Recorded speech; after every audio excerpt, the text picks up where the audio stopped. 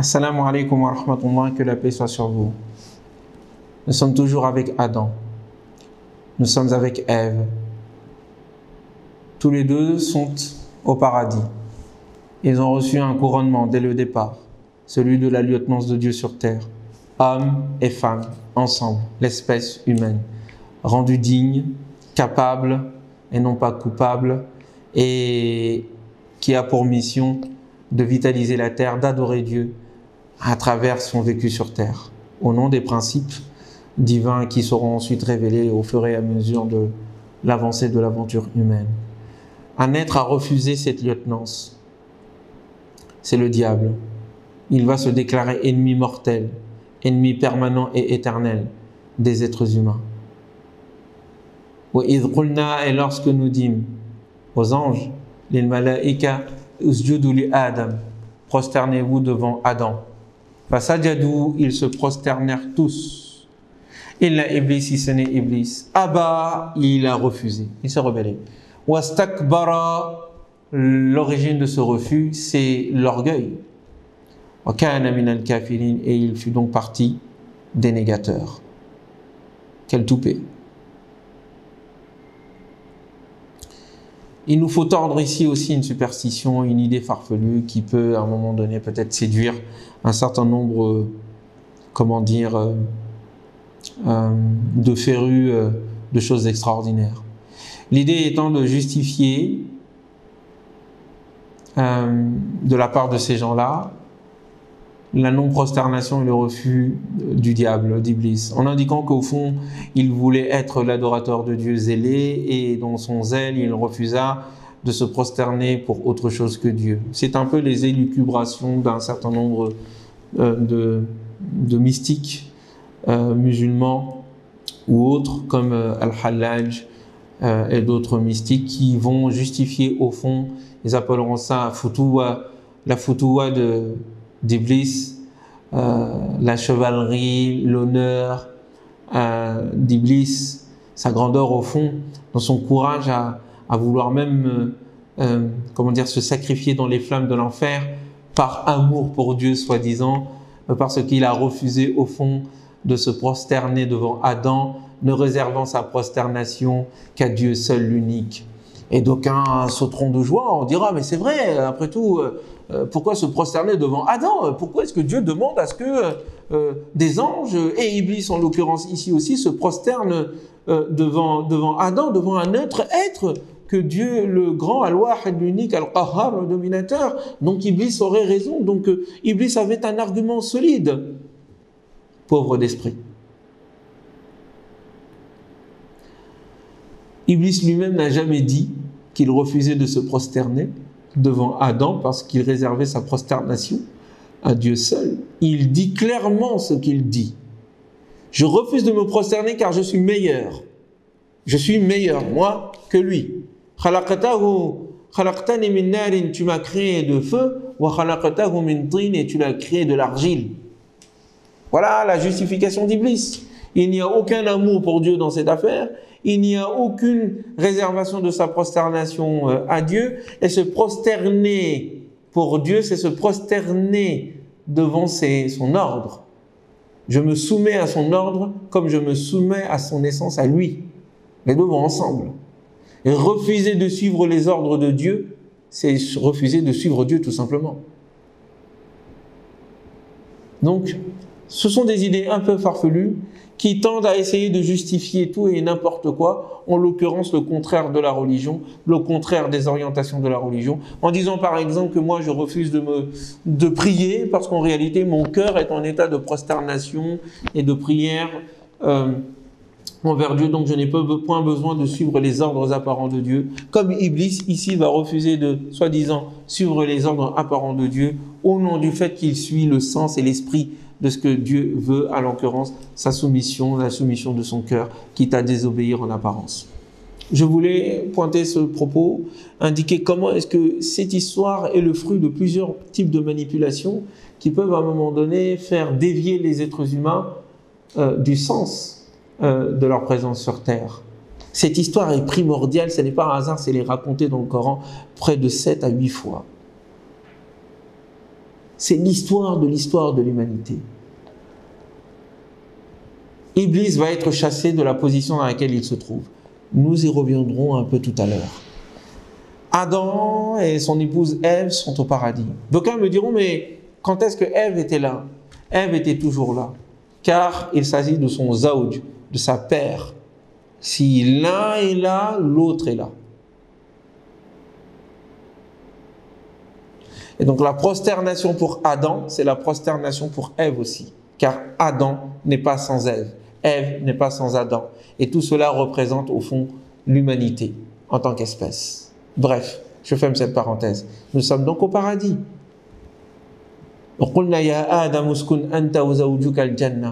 Et nous dîmes aux anges, après que le diable fut chassé de sa position, nous dîmes à Adam, habite, toi et ton épouse, le paradis.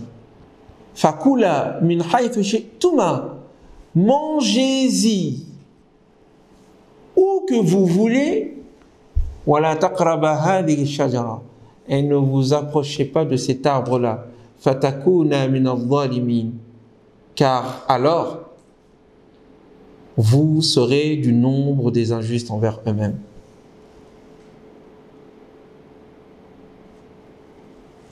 Tout le paradis leur est offert.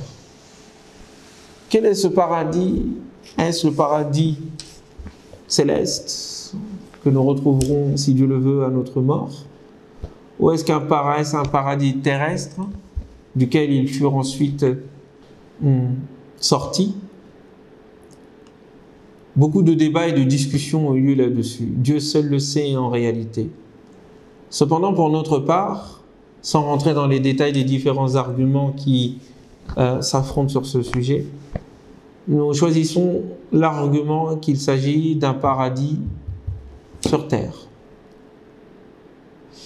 Car dès le départ, il est question d'un Adam créé de la terre, d'un Adam et des êtres humains qui seront des califes sur terre, et donc ils sont destinés à la terre depuis le début.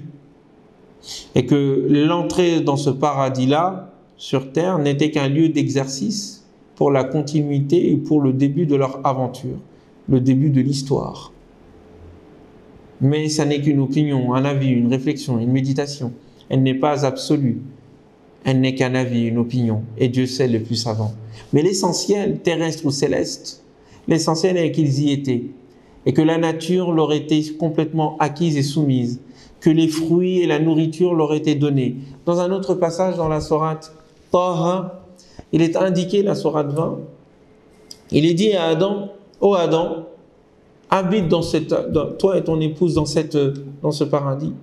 Et dedans, à l'intérieur, tu n'y auras pas froid, tu n'y auras pas faim,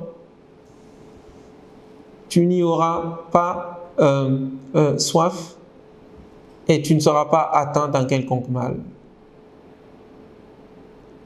Nous allons voir de quoi il s'agit vraiment après. Donc ils sont dans ce paradis. Tout leur est accessible. Tout leur est donné. Une seule chose leur est interdite. Ne pas s'approcher de cet arbre-là. À plus forte raison d'y manger. Et pourtant cet arbre-là, c'est celles-ci qui vont toucher. En délaissant tout l'infini qui leur a été donné. Sacrés êtres humains.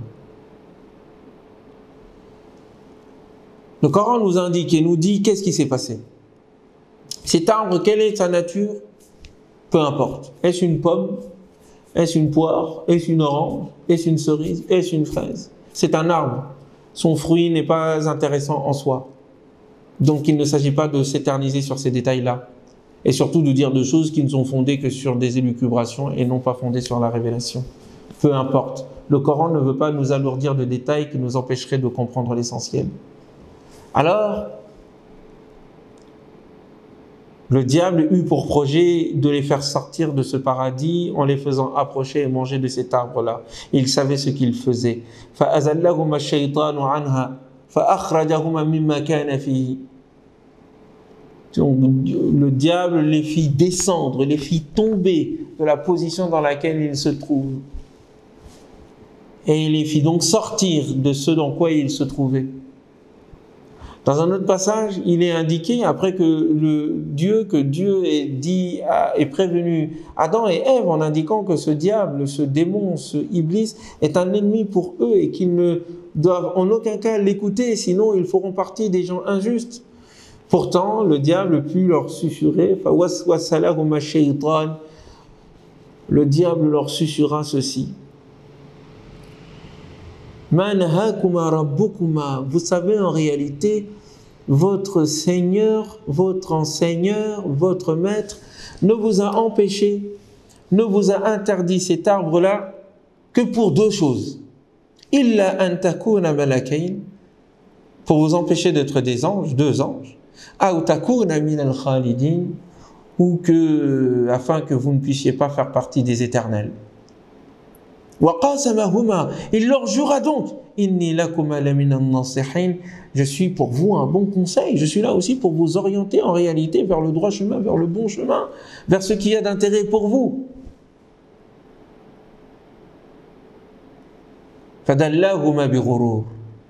Il leur promit à ce moment-là le vent. Lorsqu'ils goûtèrent l'arbre, leur nudité, je mets les guillemets, nous y reviendrons tout à l'heure, leur apparut. Et ils se mirent à cacher ceci avec les arbres du paradis. Et le divin les interpella, ne vous avais-je pas dit de ne pas vous approcher de ces arbres, de cet arbre-là, et ne vous avais-je pas dit que le diable était pour vous un ennemi des plus évidents et des plus terribles? Qala, ils dirent tous deux, Rabbana, ô notre Seigneur, Zalamna anfusana, nous avons été injustes envers nous-mêmes. Wa illa taghfir lana wa illam taghfir lana, si tu ne nous pardonnes pas et que tu ne nous tiens pas dans ta miséricorde, lanakunanna minal khasirin, nous allons faire partie des perdants. Nous serons dans la perdition. Et Dieu leur pardonna. Mais revenons donc. Pourquoi cette interdiction et quelle est la leçon qu'il faut en tirer? Après tout, Dieu n'était pas obligé de leur mettre l'épreuve de l'arbre qui va ensuite les faire sortir du paradis et nous faire sortir par conséquent de ce paradis-là. Mais quelle était exactement la nature de ce paradis? Un certain nombre de savants ont émis une théorie que je vais vous indiquer, à laquelle j'adhère. Je ne dis pas que c'est la vérité ultime, mais il y a quelque chose qui peut en tout cas démontrer ou montrer que ça a l'air d'être vrai. Je vous ai indiqué qu'il est pour moi question d'un paradis sur terre et que ce paradis sur terre n'est pas un lieu particulier mais une position existentielle particulière qui était celle de nos deux ancêtres qui étaient Adam et Ève. Une position particulière qui les faisait être dans un niveau d'obéissance totale de la nature, de la part de la nature envers eux. Ils étaient à un niveau d'existence, à un niveau existentiel, qu'il faisait qu'ils ne ressentaient pas la faim, qu'ils ne ressentaient pas les besoins et les faiblesses de leur corps, qu'ils ne ressentaient pas la soif, qu'ils ne ressentaient pas le froid. Ils ne ressentaient pas les besoins que produisent nos manques et les faiblesses de notre corps. D'une part et d'autre part, ils étaient dans une situation d'obéissance directe et totale de la nature pour eux. Où qu'ils se trouvaient, min haythu shi'tuma, où qu'ils se trouvaient, la nature répondait ragadan, infiniment, totalement à leurs besoins. Il n'y avait pas besoin d'une souffrance quelconque, d'un travail quelconque, pour bénéficier totalement et complètement à 100% des bénédictions de la nature et de la réponse de cette nature à leurs besoins ou à leurs envies. Très bien. Je vois cela notamment à travers ces passages du Coran où Allah subhanahu wa ta'ala indique وَقُلْنَا يَا آدَمُ اسْكُنْ أَنْتَ وَزَوْجُكَ الْجَنَّةَ فَكُلَا مِنْهَا رَغَدًا حَيْثُ شِئْتُمَا وَلَا تَقْرَبَا هَذِهِ الشَّجَرَةَ فَتَكُونَ مِنَ الظَّالِمِينَ. Ici, il est indiqué, lorsque nous disons aux anges, à Adam, habite toi et ton épouse dans le paradis, et mangez-y ragadan, infiniment, en toute abondance, min haythu shi'tuma, de là où vous vous trouvez. Où que vous puissiez vous trouver, vous pouvez y manger et y subvenir à vos envies et à vos besoins, ragadan, abondamment, où que vous y soyez. Donc, l'abondance de la nature était liée à Adam et à Ève, où qu'ils puissent se trouver, à n'importe quel endroit sur terre, qui était à ce moment-là, dans cette position existentielle, un paradis, Jannah. Un paradis, un jardin. Al-Jannah veut dire le jardin, en fait. Le jardin avec son abondance. Et c'est de cela dont ils vont sortir en raison du péché qu'ils vont commettre. Il va y avoir une chute. Et là, on se rapproche un peu de la vision chrétienne, qui est ici vraie, et ensuite on va s'en écarter quant à l'autre partie qui fera de cette chute-là une chute définitive, d'une part, et un péché originel qui condamne l'ensemble de l'humanité. Il y aura effectivement une chute spirituelle. Il y aura effectivement une chute existentielle qui aura pour conséquence de faire prendre conscience et faire ressentir à Adam les besoins et les faiblesses de son corps. Ces faiblesses et ces besoins de son corps qu'il ne ressentait pas auparavant, c'est ce que le Coran appelle saou'a, que l'on traduit par nudité, mais la nudité c'est plus la aura, car il ne s'agit pas effectivement de la nudité d'Adam qu'il n'aurait pas vue, que Ève n'aurait pas vue, et de la nudité d'Ève que Adam n'aurait pas vue, car ils sont mari et femme. Cette nudité leur était acquise. Par contre, la saou'a, c'est lorsque le corps est complètement, dépourvu de défense et de possibilités face à ses manques, face à sa fragilité. C'est ce même terme qui va être utilisé dans l'histoire des enfants d'Adam, lorsque il sera question du cadavre d'Abel, tué par Caïn, et que Caïn sera dans la situation de devoir enterrer son frère. Et là, il est dit, c'est le terme saou'a qui est utilisé pour désigner le cadavre du frère de Caïn, Abel, et la nécessité de l'enterrer. Ahadith, tout dit-il, quand il voit le corbeau ou l'oiseau en train d'enterrer son prochain, an uwariya saw'ata akhi, de protéger saw'ata akhi, la saw'a de mon frère. Et la saw'a ici de son frère désigne son cadavre puisqu'il n'a plus de vie. Donc la saw'a qui est étudiée, la saw'a qui est utilisée, la saw'a qui est désignée dans l'histoire d'Adam et Ève, c'est le corps humain dénudé de toute protection, de toute possibilité de se protéger. Protection qui était inhérente à leur création au tout début, car ils n'y ressentaient ni le froid, ni la faim, ni la soif, et ni les ardeurs du soleil et de la chaleur. Ce qui sera le cas ensuite, après leur désobéissance qui provoquera leur chute, cette chute qui est une chute d'abord et avant tout existentielle, de dimension aussi, où il s'agira maintenant de vivre pleinement les fragilités de leur humanité. C'est une compréhension. Elle n'est pas absolue, mais elle semble cohérente et nous dire un certain nombre de choses. Mais revenons donc à ce qui s'est passé. Ils vont être appâtés par quelque chose, l'éternité, l'angélisme. Un ami qui s'appelle Karim avait indiqué qu'il se peut que le terme Malakain dans la sourate Al-A'raf, la 7e sourate, ne désigne pas les anges, mais plutôt la royauté. Puisque lorsque dans la sourate Taha, le passage du diable qui vient susurrer ses conseils mauvais à Adam et Ève, eh bien, il est dit « Hal adulluka, ô Adam, ne vais-je pas te montrer la voie d'un royaume sans fin ?» la voie de l'arbre de l'éternité, et d'un royaume qui ne finit jamais. Ici, il est question d'un royaume qui ne finit jamais, la royauté, la possession,